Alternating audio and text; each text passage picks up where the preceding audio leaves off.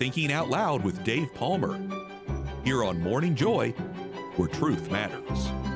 Welcome back to Morning Joy, where truth matters. I'm your host, Keith Downey, and we're getting very close to All Saints' Day. And the great question to ask is, what will heaven be like based on St. Thomas Aquinas' teaching in the Summa? To help us break it down is, of course, Dave Palmer. Good morning, Dave. Good morning, Keith. Good to be with you. Likewise. I just scoured the Summa, and St. Thomas Aquinas had nothing to say about the Luce dowel, okay? Just in case you're wondering. Okay, fair enough.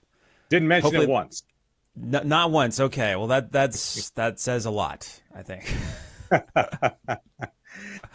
Yeah, well, thanks for that introduction. And I thought, this is such an incredible week where I guess we celebrate the saints. We pray for the souls in purgatory. So we've got All Saints Day on Friday and All Souls Day on Saturday. And then, of course, the culture has kind of, caught on to that and almost created its own Halloween on Thursday, which you can't ignore because it's out there and it's in your face everywhere you look. So I thought I would try to incorporate all three of those into one little segment this morning and talking about some of the key teachings from St. Thomas Aquinas in the Summa Theologia.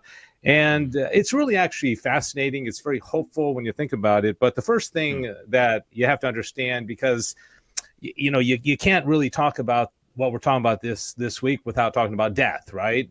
Death is going to be what allows us to get into eternal life, which allows us to get into purgatory. And so the first teaching that's very key in the Catholic Church, and of course St. Thomas Aquinas taught about, is the union. Adam and Debbie, we're talking a lot about union in relation to marriage, but in this case, it's the union of body and soul. Okay, that's absolutely critical. In order to have a human being, you have to have a body and a soul that is united. In fact, now here's the tie-in to All Hallows Eve or Halloween, is that when that separation happens, you have a separated soul, or colloquially called a ghost, right? Or you have a corpse. And so that separation is very unnatural. And that's why we're kind of freaked out by both of those. And that's what people display on their lawns, the skeletons, the corpses, and the ghosts and all that. So that's why it's kind of startling, because it's unnatural. Neither one of those states is natural, because the union is what is the natural thing. And so St. Thomas, says it's absolutely necessary. The soul needs the body. In order for it to operate here on earth, the soul has to have a body, has to have the senses in order to come to know things and to operate and move around and all that kind of stuff. But so that's the natural state. But then we know that when death happens, something unnatural happens, and you have the separation. We see that the corpse is back here, and then we know that the separated soul goes off. So most of the saints in heaven right now are separated souls. Okay, their bodies are still back here. And so the quandary is, okay, well, if it's this natural state to have the soul united to the body, but you've got these people, they're not even really people, they're separated souls in heaven that are enjoying bliss, enjoying union with God, but they don't have bodies, so how is this happening, right? And it's a quandary, but St. Thomas Aquinas in the Summa basically says they're like angels, all right? They're not angels, they'll never be angels, but the way that they kind of function and operate as a separated soul would be like an angel, because they don't have bodies united to themselves. But unlike the angels, they in some way desire to have the body back. And so that's not going to happen until the general judgment at the end of time. And that's when all the bodies are going to come back and unite to the separated souls. And then you're going to have a human being again up in heaven. All right. So, and one of the interesting things, and then I'll take a pause here, about the general judgment when this happens, is that everybody is going to know all of the sins and the happenings and the actions of everybody else. So can you imagine? I mean, sometimes it's hard enough to even know, what our spouses and our kids are doing, but the mind will be enhanced. And the reason for this is based on justice, is that if, God forbid, somebody that we know is sent to hell, sent to purgatory, or what have you, the only way that we can remain happy in a state of bliss is if we understood why this was happening, right? Because let's just say somebody you love, God forbid, was sent to hell, and you don't even know why. You would be unsettled. But if you know why it was the case, well, then you can still be happy in heaven, knowing. It seems hard for us to believe that this could be the case, but this is all part of God's justice. And so he compares it to a courtroom, saying that the only way that those in the courtroom can be happy with the verdict if they hear all the evidence that is, based on the person who's being, convicted or judged, right?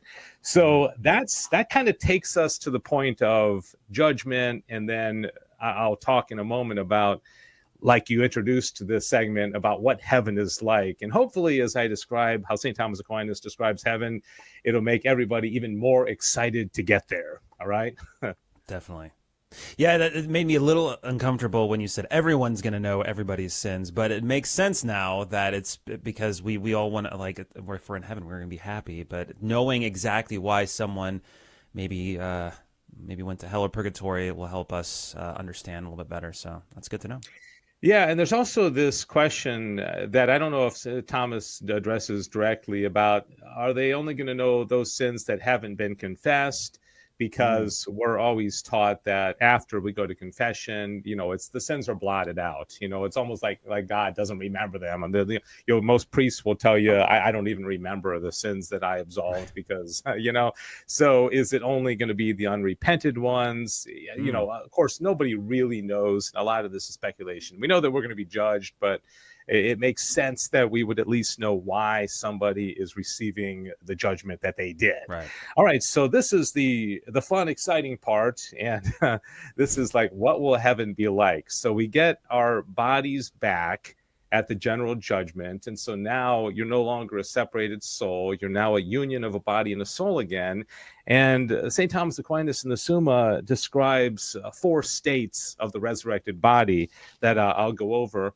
And the key to understanding this is that unlike here on earth, the body will be totally obedient to the rational soul. So whatever the mind wants the body to do, it's going to do. Whereas we all know that sometimes, like you go to the Mexican restaurant, you're like, don't eat any more of those chips. And the body is like, no, I want to. And so there's, this is that concupiscence, that, effect of original sin, that our bodies sometimes in our passions and would rebel against the reason. Okay, well, all that's going to be gone.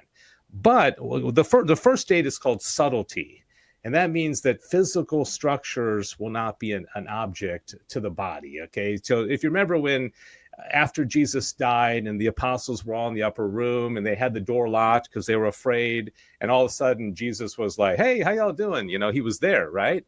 Well, he was able to come through the wall because he had his body had the gift of subtlety. He was able to the gift of penetration, I guess you could say, is the way Thomas describes it. All right, so that's the first one. That's kind of cool. We can kind of move as we will on the command of the reason. The second one is one that I think I'm looking forward to a lot, and that is agility. And that means the body will move at the command of the will. So if you're in Arizona right now, and if you wanted to be in Phoenix instead of Tucson, with just the desire of your will, your body would move, right? So you don't have to walk or drive there. And so then that's very angelic. Okay, that's how the angels are able to move just by application of their will to another spot, right? So this is, but it's going to be with the body. And so that could be kind of fun, to kind of move about at will. And again, body's totally obedient to the rational soul. So that's agility. Impassibility means we won't have any negative, passions. We're not going to be sorrowful or angry or, have despair. We're not going to have any bodily injuries and that kind of thing. And so that's the impassibility part. And then finally is clarity.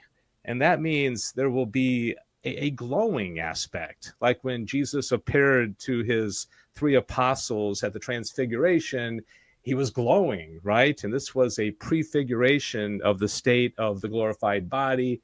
And the way that Aquinas explains this is he said that the glory of the soul will pour over into the body.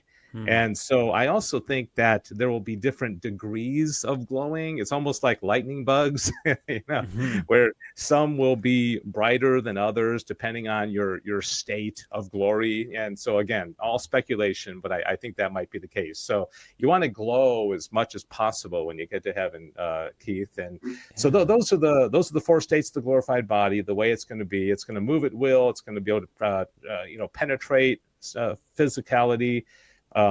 It's going to glow, and it won't have any negative passion. So those are the four states. And to me, it sounds like a lot of fun. So that's what we can maybe keep in mind this Friday as we celebrate the saints. That's a great point. And all those attributes, it couldn't help remind me of like superheroes. And so I wonder if some of these superheroes, invented over the course of, I don't know how old the thought or idea of superhumans or superheroes are, but I wonder if they were inspired by some of what St. Thomas Aquinas had written. I'd say without a doubt. Yeah, without a doubt. In fact, not St. Thomas Aquinas, I think, inspired things, because really what the superheroes do is it's kind of supernatural abilities. It's things that we're not able to do, so they're lifted physically above what they're capable of doing. And the cartoons do the same thing with animals. Animals are talking and laughing and telling jokes, and so they're doing things that are lifted above their nature. And interestingly, Superman, one of the most famous superheroes of all, I believe was inspired by Friedrich Nietzsche, who came up with this whole concept of the Übermensch, the Superman. So Superman really came from a philosophical concept, which to Nietzsche was not supernatural in any way. It was just a really exalted human being, because he was an atheist. But to your point, there definitely is a connection between superheroes and the kind of things that we're talking about today. Very cool. Wow. Thank you so much, Dave, for joining us this morning. Very, very, and always interesting to talk about St. Thomas Aquinas and how we can view today's life in his lens. We can also catch you on Back to the Father, Fridays at 1 p.m. Central on GRN Online YouTube. And last Friday, you talked about what do the angels have to do with the governance of the world and divine providence. So make sure to catch that if you missed last week's episode. But that is it for Morning Joy's first hour. So if you're on your way to work, school, maybe to get your second cup of coffee, I don't know what the case may be, just know that you can always catch more Morning Joy coming up right after this quick break. We're going to be talking with Dr. Carlo Broussard coming up in maybe like 15, 17, 18 minutes or so. So make sure to stay tuned for that on how to talk about saints to non-Catholics. It can be kind of difficult. So stay tuned right after this break on Morning Joy. This has been Morning Joy, where truth matters, hosted by Keith Downey. Take some joy with you today. Visit grnonline.com/joy to listen again, share a segment, or answer the question of the day. That's grnonline.com/joy.